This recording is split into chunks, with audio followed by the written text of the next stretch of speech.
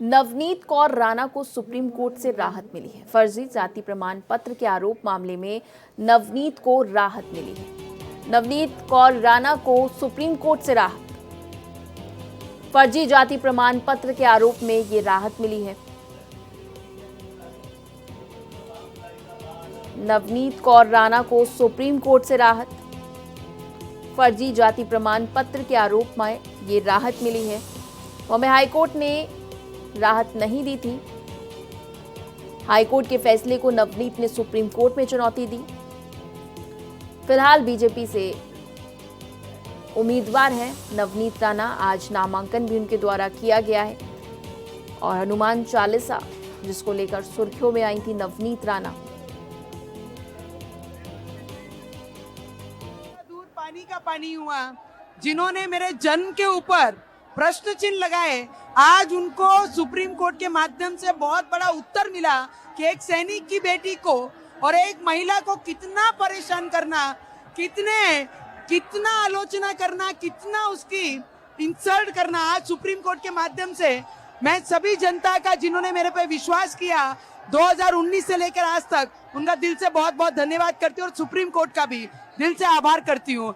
जीत ये सच्चाई की होती है और छत्रपति शिवाजी महाराज और डॉक्टर बाबा साहेब अम्बेडकर के विचारों पे चलने वालों की जीत हुई है। तो आप नवनीत को सुन रहे थे। जीत सच्चाई की होती है, ये उनका कहना था। इसी कड़ी में हमारे संवाददाता राकेश सिंह ने वकील सिद्धार्थ शिंदे से बात की है। चलिए सुनते हैं। अमरावती से सांसद नवनीत कौर राणा को सुप्रीम कोर्ट से बहुत बड़ी राहत मिली है। सुप्रीम कोर्ट ने जो बॉम्बे हाई कोर्ट का फैसला था उसको रद्द कर दिया है। बॉम्बे हाई कोर्ट ने 2 लाख का जुर्माना लगाया था। सिद्धार्थ शिंदे जी हैं हमारे साथ बात करने के लिए। सर, सुप्रीम कोर्ट ने साफ कहा कि स्क्रूटनी कमेटी, जो कास्ट स्क्रूटनी कमेटी है, उसके फाइंडिंग में दखल नहीं देना चाहिए था। हाँ, सुप्रीम कोर्ट ने आज दोनों जजेस ने यही कहा है कि बॉम्बे हाई कोर्ट का फैसला जो है वो गलत तरीके से लिया गया था।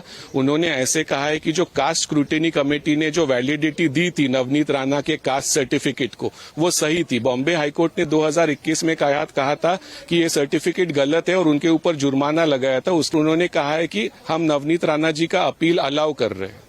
यानी कि आज वो अपना नामांकन दाखिल करने वाली हैं। क्या वो अपना नामांकन दाखिल करेंगे? हाँ, बीजेपी की तरफ? हाँ, अभी वो नामांकन दाखिल कर सकती है। बॉम्बे हाई कोर्ट का जो जजमेंट था उसके हिसाब से वो नामांकन दाखिल नहीं कर पा रही थी, लेकिन उन्होंने वो स्टे प्राप्त किया था, तो इसलिए वो एमपी बन के बरकरार रही। और अभी सुप्रीम कोर्ट का फाइनल जजमेंट ही कह रहा है कि बॉम्बे हाई कोर्ट के जजमेंट को हम सेट असाइड कर रहे हैं। तो अभी जो कास्ट स्क्रूटनी ने उनको वैलिडिटी दी थी वो सही थी और अब वो अपनी नामांकन दाखिल कर सकते। तो अब अमरावती से फिलहाल वो निर्दलीय सांसद हैं, लेकिन उन्होंने बीजेपी ज्वाइन कर लिया है और वहां से वो चुनाव के लिए नामांकन आज दाखिल करेंगी। कैमरा पर्सन दिलीप के साथ राकेश, भारत एक्सप्रेस, दिल्ली।